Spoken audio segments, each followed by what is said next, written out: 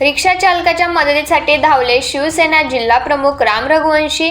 आरटीओची रिक्षांवर कारवाई। रिक्षा जप्तीमुळे चालकांमध्ये संताप। परिवहन कार्यालयात पोलीस बंदोबस्त तैनात।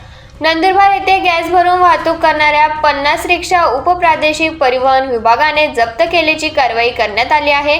या कारवाईमुळे संतप्त झालेल्या रिक्षा चालकांनी शिवसेना जिल्हा प्रमुख ॲडव्होकेट राम रघुवंशी यांच्याकडे धाव घेतली। परिस्थितीचे गांभीर्य ओळखून रघुवंशी यांनी तात्काळ आरटीओ कार्यालय गाठत अधिकाऱ्यांशी चर्चा केली आणि चालकांना दिलासा देण्याची मागणी केली। मिळालेल्या माहितीनुसार उपप्रादेशिक परिवहन विभागाने अवैध गॅस वापरणाऱ्या रिक्षांविरुद्ध धडक मोहीम हाती घेतली होती। या कारवाईत सुमारे 50 रिक्षा जप्त करण्यात आल्या। हातावर पोट असलेल्या रिक्षा चालकांवर या कारवाईमुळे उपासमारीची वेळ आल्याने परिवहन कार्यालयात तणावाचे वातावरण निर्माण झाले होते।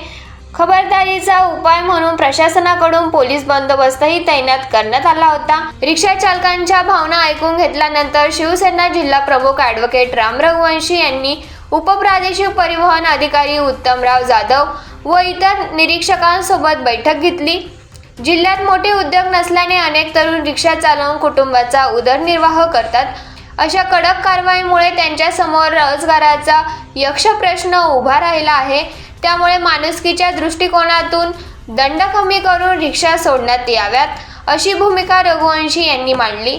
यावेळी शिवसेना जिल्हा प्रमुख ॲडव्होकेट राम रघुवंशी यांनी रिक्षा चालकांनाही मोलाचा सल्ला दिला।